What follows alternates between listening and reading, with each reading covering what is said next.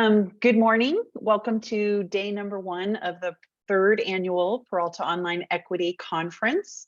Before I turn you over to our presenters this morning, a couple of things. I wanted to remind you that you can turn your captions on and off, that we are being recorded so that this presentation and all our presentations will be posted at a later date on the website for participants to watch. I encourage you to participate in the chat if you'd like. I am excited to stay and listen to the session today, and we'll watch the chat in case the presenters don't see questions or comments, or if there's something you'd like for the future. And with that, I would like to introduce Dr. Mukerji and Dr. Anjana to present on their transnational collaboration for building inclusive learning communities. And with that, I will turn it over to you two. Yeah. Thank you so much. I, along with my colleague here, Dr. Anjana, we are very happy to be here in the Peralta 3rd Online Equity Conference. I would also like to I would like to share that, we had the pleasure of being here last year also. We had made a presentation, not exactly a presentation, we had a workshop last year. And it gives us great pleasure to be here again in the 2nd consecutive year. Today we're going to share with all the participants, and also because as it was said that this is going to go as a recording.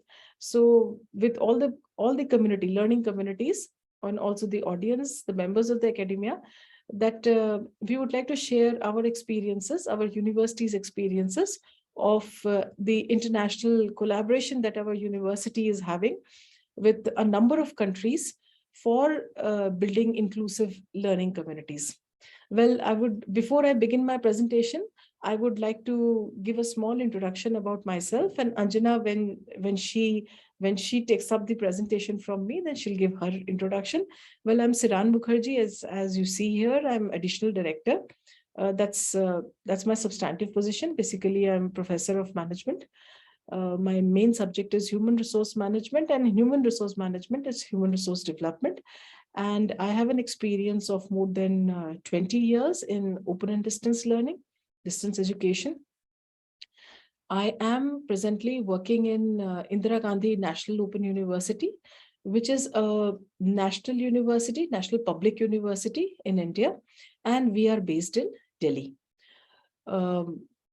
Now I go on to our subject today. Well, as you see here, the topic is transnational collaboration for building inclusive learning communities. It is a case study of our university in India. Can we have this next slide, please, Anjana? Yeah, okay. As you see, Indira Gandhi National Open University, IGNU, was established in India by the Act of Parliament, Indian Parliament in 1985. So we're almost 40 years in existence. And this university, as I said earlier, it is a national university, it's a public university, and the headquarters is based in Delhi. The basic objective of this particular university, when it was established by the government of India, was to, provide educational facilities to people all across the country. So that what that means is, we have an all India mandate. So with the changes, with the current situation, we have been incorporating the changes, and we are now building an inclusive knowledge society through inclusive education. So when I say inclusive education, it is just not inclusive education in terms of audience in India. It is inclusive education, that is, we are trying to provide equity, inclusive education to the students or to the learning communities even outside the country. As you see here, the mandate of the university is to provide access to higher education to all segments of the society. When I say all segments of the society, naturally, I would say we are catering to the educational requirements of the urban population, the rural population, and also rehabilitation opportunities for the jail inmates. So, we have our centers inside the jails, the prisons, so that the prisoners, they are able to acquire knowledge, they are able to get the degrees, diplomas, etc. I would just like to give you a brief about the hierarchical structure, the organogram of our organization. Um,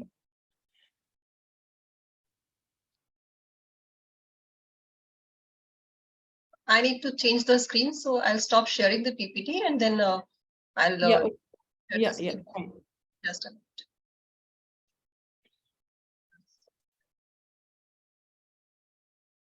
Well, meanwhile, I'll just continue. Is that visible? Yes, yeah. As you see here, this is the overall basic structure of our university, wherein, we have the visitor. The visitor of our university is the President of India, Honorable President of India. Then we have the Board of Management and the Vice Chancellor. There's the President of the university. And like all other institutions, we have our Academic Council, Research Council, Finance Committees, and other leading statutory bodies. Then we have a number of pro-vice chancellors. Now, I'll not go into those details because that's mostly common with all other in higher education institutions. What I would like to tell you is then we have the schools of studies. Well, schools of studies are the discipline studies, discipline related, the schools. They are the various departments, the faculties. And as you see here, there are 21 of them. Then we have the divisions. Now, in the divisions, the notable one, because we're talking of transnational collaboration here, the notable one is the international division. So our university has got for international collaboration, for creating inclusive education environment for our stakeholders abroad, outside India, we have two principal bodies, two principal departments. One is the international division, and then we have the Center for Online Education. So the international division, as you see here, has got overseas study centers. And then, so it is like, the international division is catering to the students abroad, a number of countries abroad, through overseas learner support centers, which are located in the educational institutions, higher education institutions in those countries. And then we have the Center for Online Education. So as the name shows, it is the main coordinating agency, main coordinating body within our university for providing educational programs, for providing all kinds of support services to students through online learning mode. Can we go back, Anjana, please?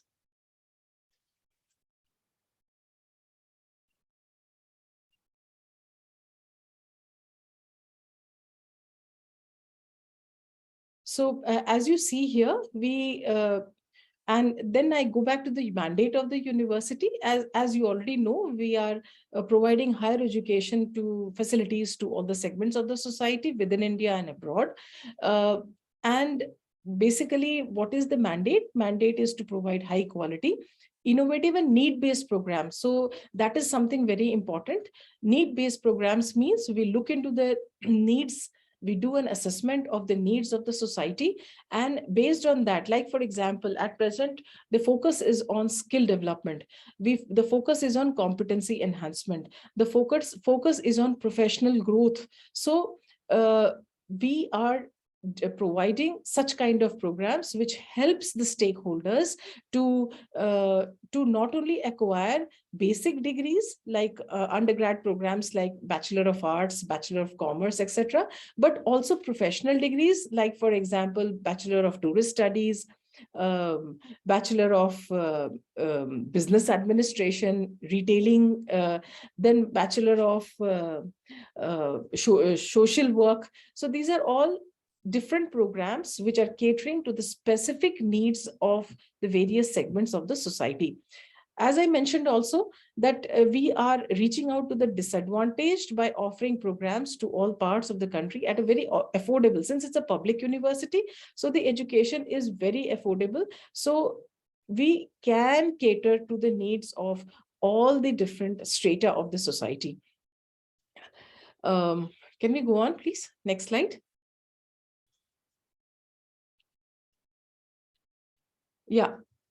See, as I said, Indira Gandhi National Open University, it is a public university, so it is considered to be the National Resource Center for open and distance learning with international recognition. All our programs are internationally recognized, and we have an international presence.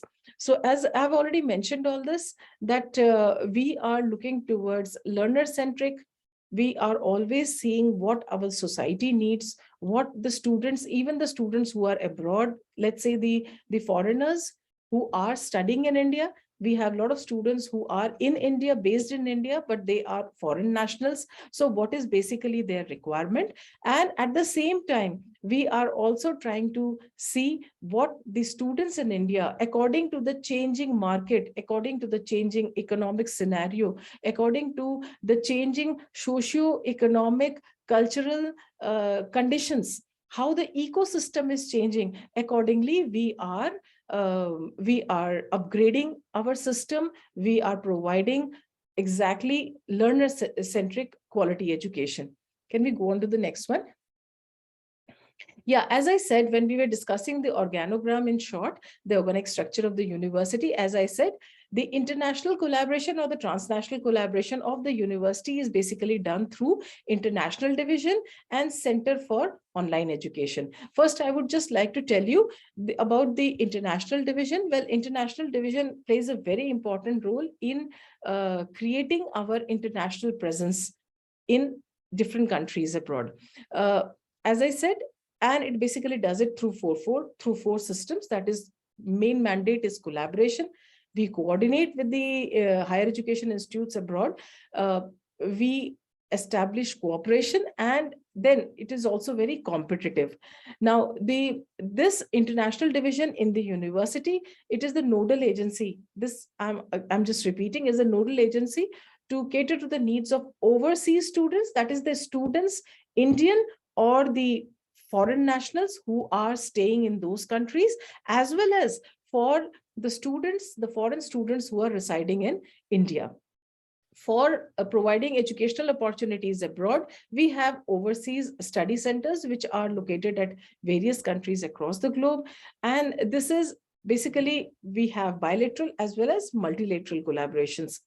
We are providing these ICNU academic programs in international arena, and these overseas study centers, they are responsible for providing complete educational support services to the students of the university. So kind of, it is like, it's the overseas study centers are a single window for international operations of the university.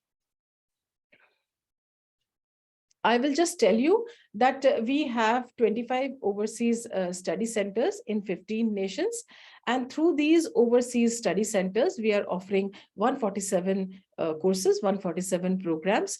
And so far, we have had 86,069 international students. And as you see, we just give you a brief about the enrollment. It has been kind of, it has an increasing trend, barring 1 year, that is 1990 to 1920. So last 5 years, as you see, the enrollment has been increasing constantly in these overseas study centers, which are located in higher education institutions abroad. Now we go to the international collaborations. Now, the international collaborations, as you see here, we have two major projects which is being coordinated by our university through the Ministry of External Affairs, Government of India. Well, the first project is, as you see here, it is Guyana Online Academy of Learning. Well, this is a government body in Guyana. So we have our collaboration for providing higher education to the students in Guyana through this Goal Guyana project. Well, the university, signed a memorandum of understanding with the Guyana government, and basically the major approach is to have a partnership with various international universities. So since the Guyana government has this particular mandate, so one of the universities is our university, that is IGNU, which is providing the educational qualifications, which is not only degree, but as you see here, a wide range of qualifications, right from beginning with certificates, which is like, 6 months, to doctorate degree to the Guyanese population. And as you see here, the enrollment, this project actually started in July 21. It's fairly recent, just less than 2 years back.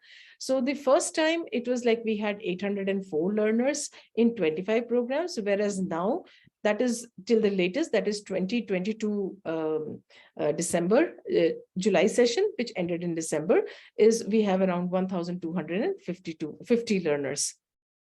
And what were the programs when we started offering to them? We had 9 certificate, which is like six months program. Then we had 6 diploma level programs, 7 PG level programs, 2 bachelor's degree, and 1 awareness level. Now, the second major project of our university, which our university has been mandated to provide, to contribute, to collaborate with the help of Ministry of External Affairs, Government of India, is the E-Vidya Bharti and E-Arogya Bharti network project. Now, I would request my colleague, Anjana, to please continue from here. Thank you so much. Thank you, ma'am. Thank you for setting the ground for further presentation as we are moving ahead. Let me first introduce myself. Myself is Anjana. By educational qualification, I have a doctorate in botany, life sciences, and master's in distance education. And by professional, I am a distance educator looking after student support services at Indira Gandhi National Open University in India. We both are colleagues working at the same regional center, both of us. So moving ahead about this project. This is the project of Ministry of External Affairs, Government of India.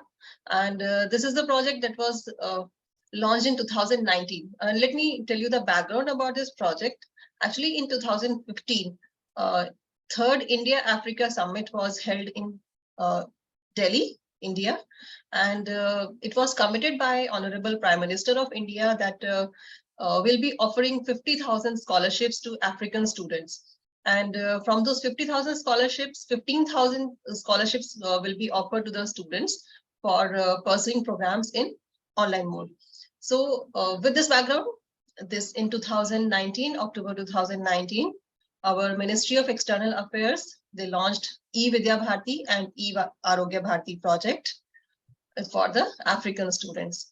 And under this project, the financial assistance is being provided for more than 300 online programs of different levels, postgraduate level, degree program, diploma program, certificate programs. So there are more than 300 online programs in which the financial assistance is being provided to the African students for getting education in online mode.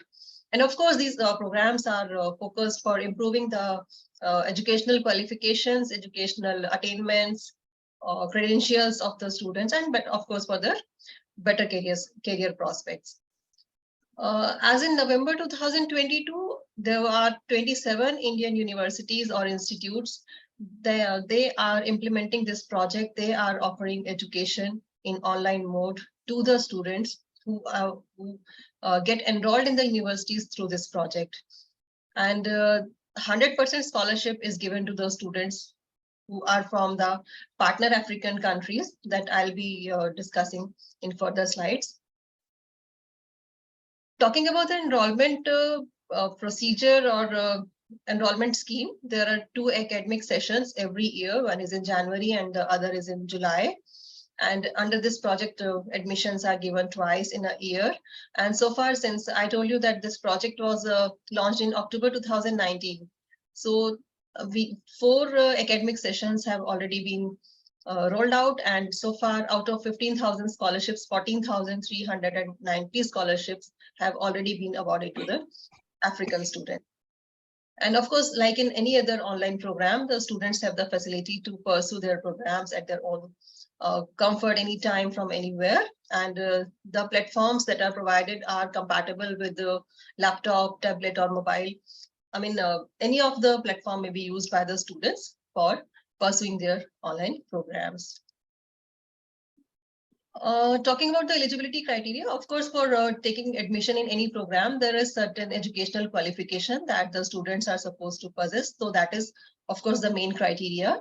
But for getting the scholarship, in addition to that educational qualification, those students who want to take admission under this project, they should be from that particular nation, those partner African countries who have signed memorandum of understanding with Government of India. So as of now, we have 22 partner African countries who have signed memorandum of understanding with our government. And if there are any students from those countries, they are eligible for getting admission in any of the 27 universities or institutes, wherever they want to take up the program. It's not mandatory that they have to reside within that particular nation. They can be residing in any part of the world, but they should have a national ID or passport for that particular African country, so that they can prove that yes, they are the citizens of that particular partner nation. And this flexibility is there because there is a wide range of age group. As you can see in the slide, that anyone below the age of 50 years, they can take admission in these programs, in these online programs. So this is about the eligibility criteria for admission under this project. Moving on to the universities, they should, the list of universities or institutes that are offering education under this project, their list is available on the tele-education portal of Ministry of External Affairs in the name of iLearn portal. In the next slide, I'll be showing how the portal looks like. This is the portal for tele-education. There, the applicants, they first have to apply for the scholarship through that portal, iLearn portal. From their application of scholarship, then they select the program and the university from where they want to take up their education. Once they select the program and the university, then from there directly they are taken to the portal of or the website of that particular university, and then from there they have to apply for their admission. So for scholarship, they have to apply through the ilearn.gov.in, and from there they move on to the university or institution's website. And this scholarship, these are recommended by Indian universities, Indian missions abroad, and then approved by Ministry of External Affairs, and then the scholarship is awarded to the students. And this amount of scholarship, it's not just the tuition fee which is covered, it also includes e-content charges. It also includes examination fee and all other charges like re-registration fee or award of degree or any other fee, whichever is applicable. And it's not the student who gets the scholarship, it's the university which directly gets the scholarship from the Government of India where the students are enrolled.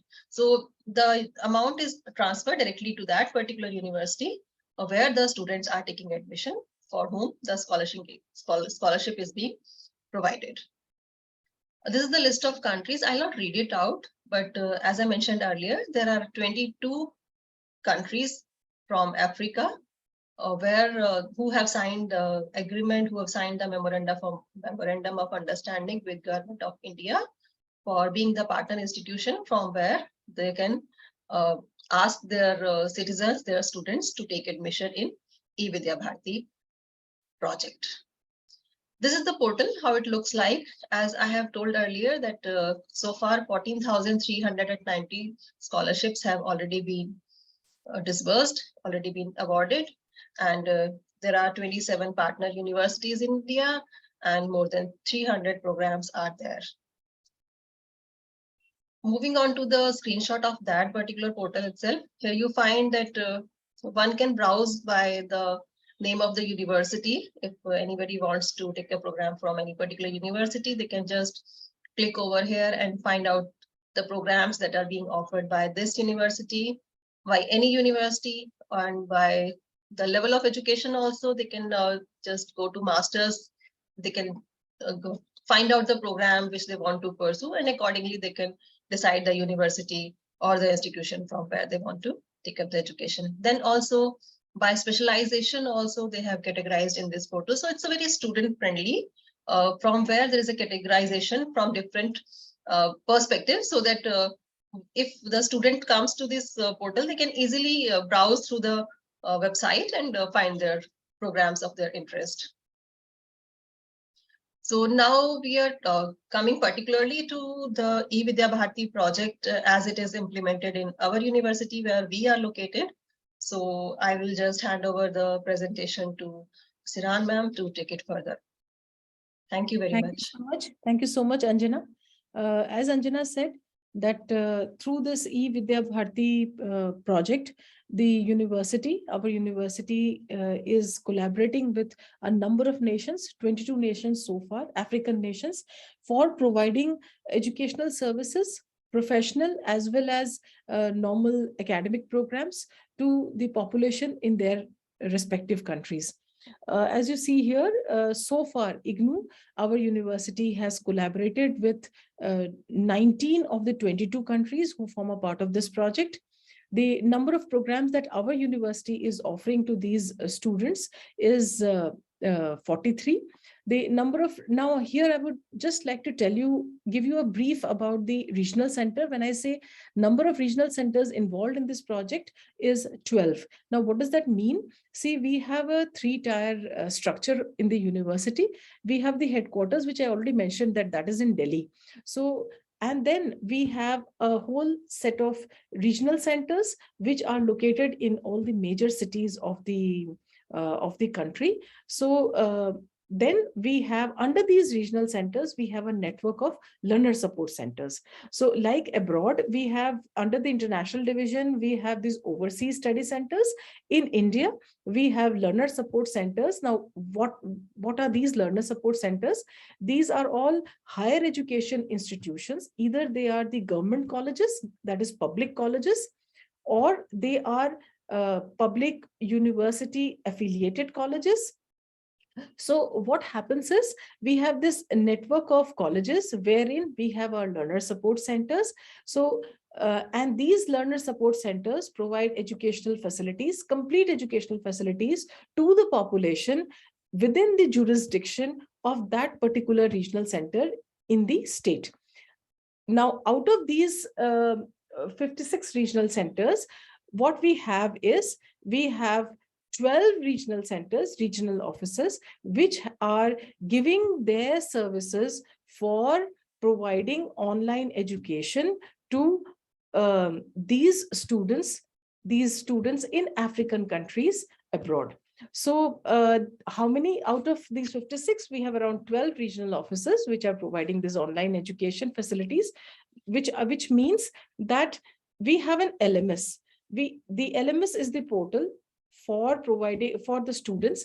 So these LMS, the lectures, that is counseling sessions, academic counseling, the admissions, and also the assignment evaluation, that is all kinds of support services is provided by these regional centers in coordination with the Center for Online Education, which I've already mentioned earlier, which is based at the headquarters. So far, as my friend Anjana, she's told you that this started we have had only 4 sessions. So the total enrollment so far is 2,618, wherein you see the gender breakup. Males are 2,199, female 218, others 1. So in this also, I would like to share with you that out of all the countries, 19 countries, Nigeria has the maximum enrollment, that is 1,978. So IGNU is providing educational services, educational opportunities of all levels, again, certificate, diploma, PG diploma, degree, to 1,978 students in Nigeria.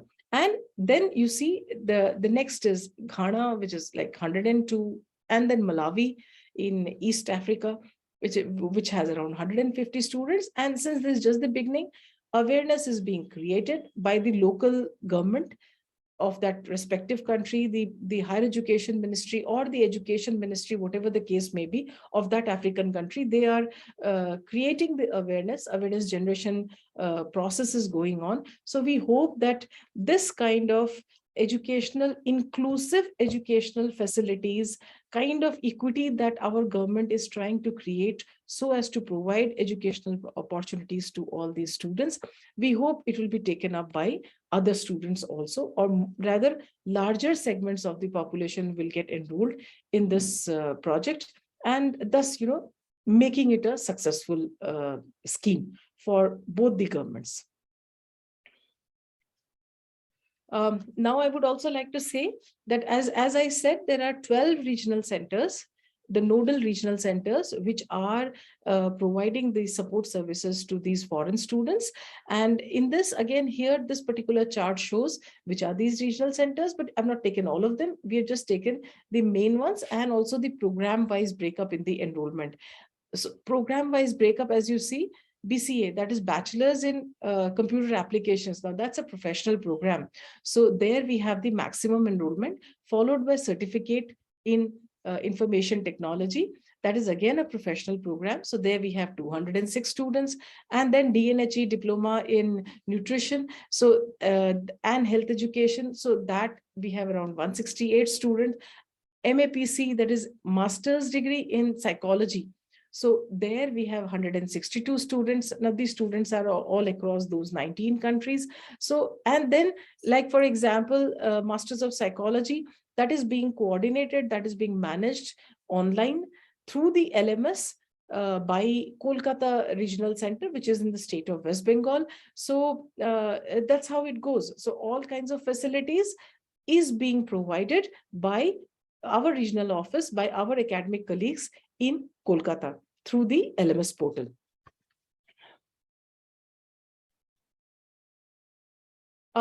Now, I think this is the earlier website which my colleague had shown was of the Ministry of External Affairs, wherein the students are required to apply for scholarships. Now, this is our portal for specifically designed, specifically catering to this particular project, students of this project. And this particular website, through this portal, the students are required to take their admission. I request Anjana to please take up from here.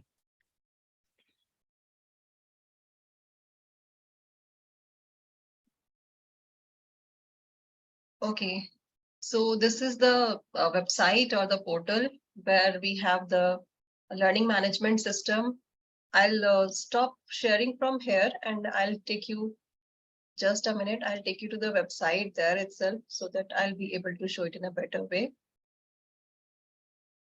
Please excuse me for a minute.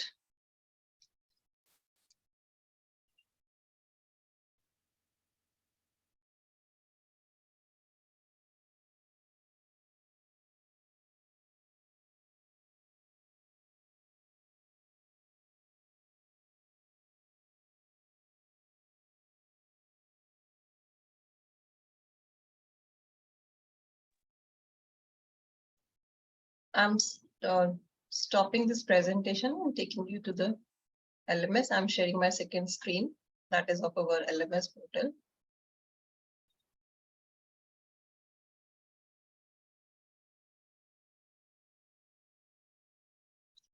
Is it visible now? Yes, it is. It is. This LMS portal is visible? No, not the LMS portal. The slide is visible. No. I want to show the portal actually. Now is it okay? Yes. Okay, this is the portal, Learning Management System portal for IGNOU eVidya Bharati programs. Here we find the login window for the students and the regional centers, coordinating regional centers, and also the academic counselors or the teachers who take the counseling sessions, live counseling sessions, recorded sessions. This is the portal.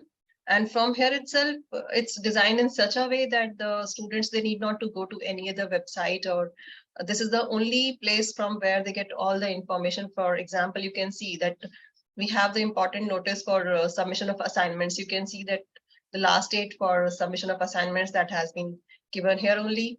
Then they have to appear in the examination. For there, they have to download their hall tickets. So that also has been given here itself.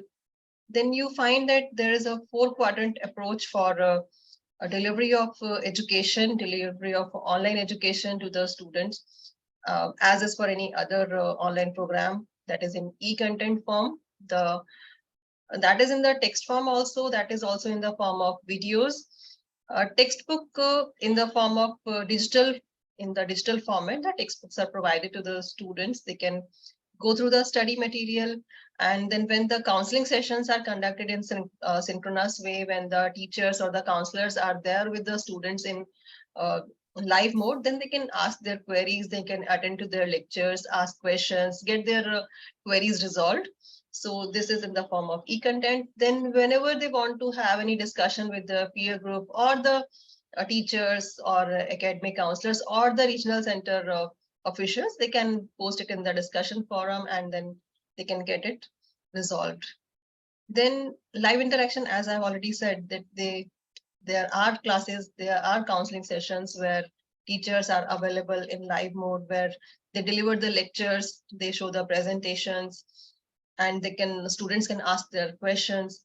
So that is through the live interaction sessions. And once these sessions, when these are conducted, the sessions are recorded, and these recorded sessions are then uploaded in the form of e-content to this portal. So whosoever the students are there who could not are not able to attend the session in live mode for any reason, they can watch the recorded videos later on. Then finally, the assessment mode, there are tutor marked assignments, there are quizzes, and from these assessment, they can get the feedback about the performance. So this is about the 4-quadrant approach as is being followed by our university. See, from here itself, we find that counseling schedule, which is prepared in advance by the university, that is also made available to the students through this particular portal. If we go down, you can see that this is the recorded session that has been uploaded here by one of the regional centers who have been coordinating the conduct of sessions, coordinating the extension of support services. So this was the portal of our university, which is, we can say this is single window platform for our students, that they need not to refer to any other website, they need not to refer to any other material or anything. They just go to this website, this portal, and this can be accessed through mobile also, through laptop, through tablet, through any of the devices. This can be used. I'm stopping this and I'm coming back to the presentation again.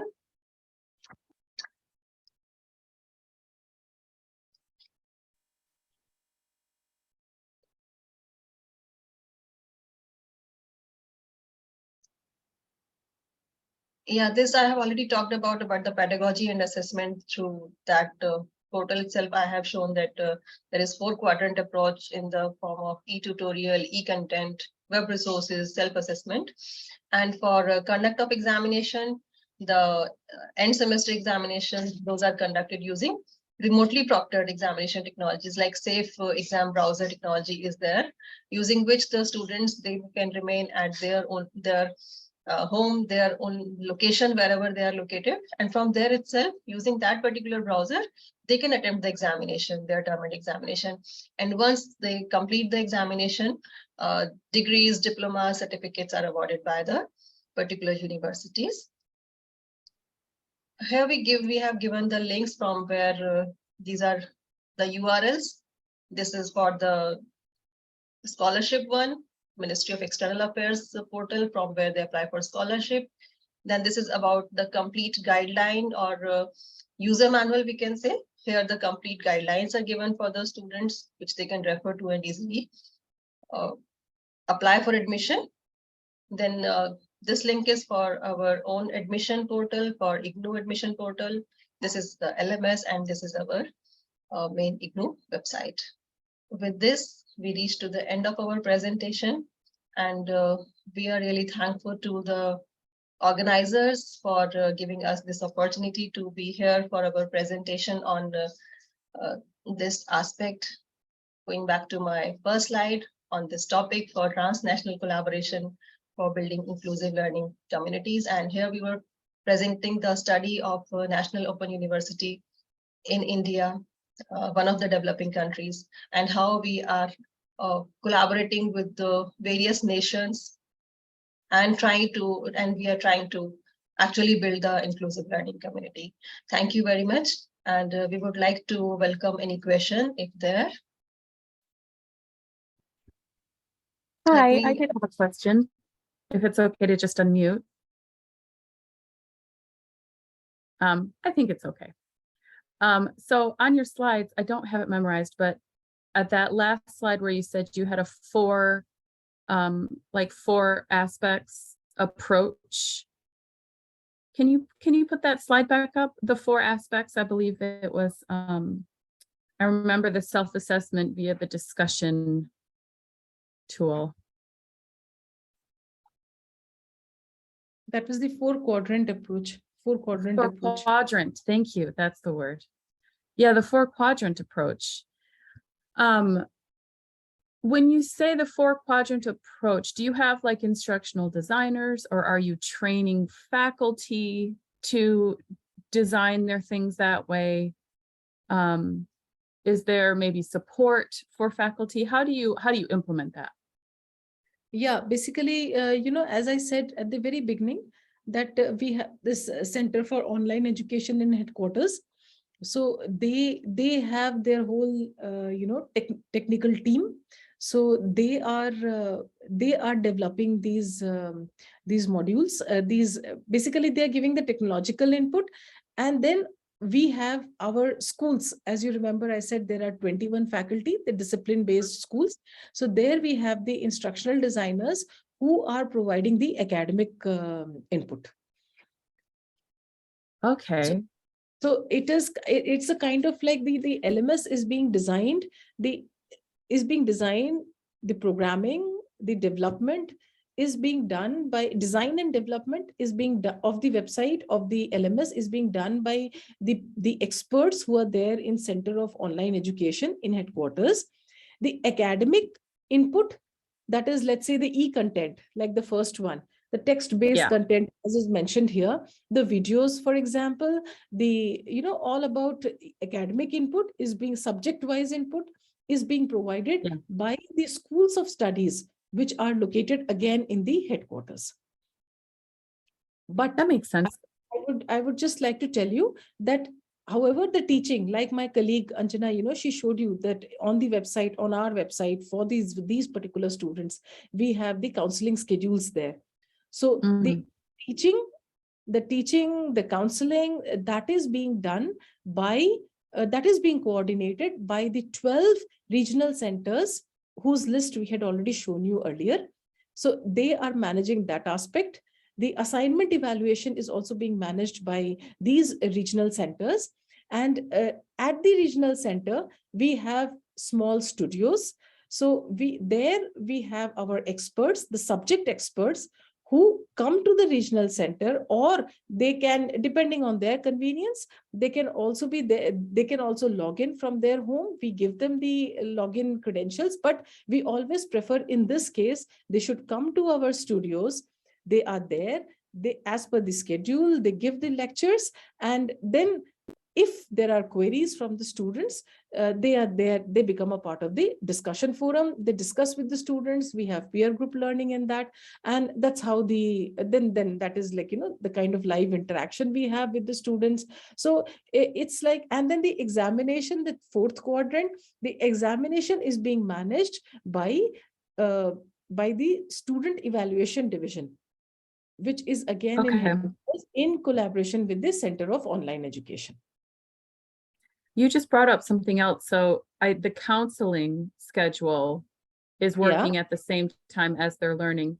So if I'm understanding correctly, the LMS, what's in the LMS, will they have one teacher that they work with, or will it be, oh, okay.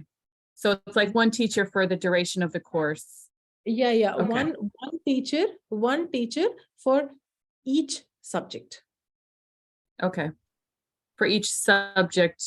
Okay. Subject in the sense, like, for example, if we have, like, the course is BCA. So BCA has got a whole set of, papers, subjects. So one counselor or one teacher, one tutor is there for each subject. Oh, so a through. student taking one course will have multiple teachers. Student taking, like, for example, a student who is enrolled in BCA online learning in eVidya Bharati project would have number of teachers, each for each subject, one for each subject. And the counseling, do they have more than one counseling person that they work with, or do they just work with one? No, Do they have like a to counselor? Let me interrupt you really quickly. I have to jump into the webinar Zooms. So keep talking. What I'm going to do, Anjana, is I'm going to make you the actual host so that I can leave. You can stay and chat, but I have to jump into the webinar for the main session at 9. So Anjana, I've made you host. When you're done, just close it out and keep chatting if you like. And thank you so much for your presentation. I'm sorry I have to rush off. That's okay.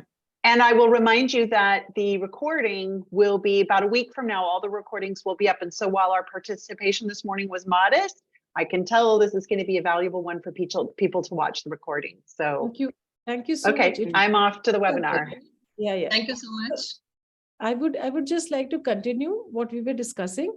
Yeah. Counseling. So I should say why I asked. Please. Have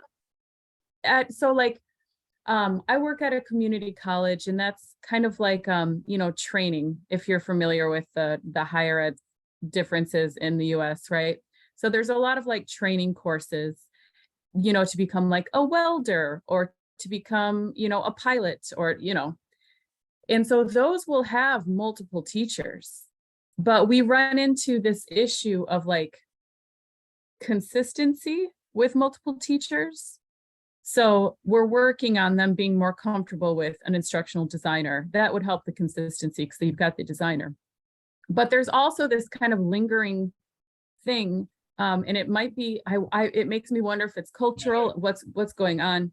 We depend so much on like a single teacher to anchor the student to the school, and then the student may not have any other people that they talk to. And so we rely on the teachers to like make them feel included, to make them, have the curriculum be something that is helpful for them. It's just a lot of pressure to put on a single teacher.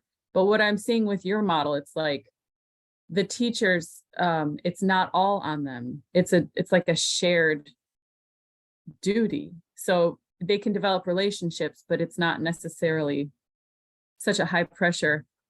Because we work a lot on like training our instructors to be kind of like superhumans. And it feels like a lot sometimes, something a bit more like if there were more hands, more teachers in one course. So the question I was asking though, as far as like inclusive, you've got so many different students from so many different countries. Does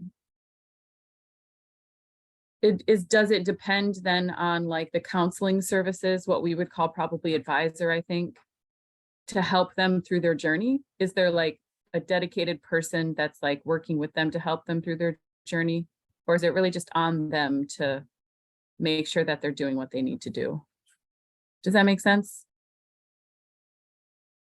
See, I would like to, maybe Anjana can also throw some light on this, but I would also like to add here that, as I said, that the regional centers, we are also part of this whole network. So, each student is getting the support from the regional center. So, we have dedicated email IDs. We have dedicated WhatsApp groups for these students, program-wise, course-wise. So if in case they have some academic problems, like for example, they are not able to access their LMS, or they're not able to access they don't know exactly when the course is starting, when Sure. the teaching is, the lectures are starting. So that kind of support, the regional center people, we academics in the regional center, we are providing. Then we have the next level of support, which the teachers are providing through these schedules. They are giving them the subject lectures, they're having discussion forums, they are evaluating their assignments, giving them feedback on these assignments. And then of course we have the Center of Online Education also in headquarters. So any specific problems that the students are having, that is dealt with regarding online learning, that is dealt with online Okay. education. Now I think my colleague, she would like to add something here. Yes, please, Anjana. Yeah, I wanted to add, because as you have already told that we have at the regional center, we have specific email IDs, and we do have the specific nodal persons also. As you can see here, at every regional center, for example, here Delhi 1, it is one of the regional centers in Delhi. We have the dedicated person who is nodal person who is looking after this particular project. So they have given the mobile number also. So for any of the issues, Yeah. for any of the reasons, the students, they can directly get in touch with that particular nodal person for all their queries, let it be academic query or let it be their administrative query. For administrative, of course, that can be resolved from regional center level. And for any academic query, if they have, that query is passed on to the academic counselors or the teachers, and then they take up their queries and resolve it as soon as possible. So it's how we. Okay. So the students can easily get in touch with this person if they have kind of like any problem. Yes. Okay. Oh, that's really okay. I like that. Takes a lot of pressure off the teachers, which, yeah, it's kind of like a real problem for us, at least at my school for sure, because, on the one hand, they're being told what they can't do, but then on the other hand, they're like told all of the things that they have to do. And it's just like really puts a lot of strain. And having that like student support person that the student just, like not too many people. It's just like, I like that you're saying there's like one person that they know that they can talk to about like any problem that arises. That's really, I like that model. Thank you for your presentation. Go ahead. I'll just add one thing. So the teachers here, all that they are concerned about is to give academic input to the students. Yeah. So they don't have to bother about the logistics, the logistics part. That is being looked after by the nodal officer in the regional center. Yeah, who probably knows how to do that really, really well, right? Whereas the teachers will have maybe varying skill sets around how to help students with other stuff. There's another thing. We organize from time to time, we are organizing training programs, orientation programs for these teachers. So as to bring them at par, so that they are at, not possible to bring them at the same level, but at least they are familiarized to the system, and they provide similar kind of services to the students. Okay. Thank you. This is very interesting. I like it. It's different than how we do things, and it's like makes for a very good discussion. Thank you so much. It was a pleasure talking to you. It was really a pleasure talking to you. And see, our email IDs are there in the presentation. So any further discussion or any further, let's say, anything that you would like to talk about further, we are there. So you're most welcome for that. Thank you. Thank you. Hopefully see you in another session later. Yes, hopefully. All right. Have a good day. Thanks. Thank you. Same to you. Bye-bye. Nice interacting with you. Thank you. Thank you. So I'm the host. I'm stopping the recording of this session and then I'll end it, ma'am. Yeah, please do.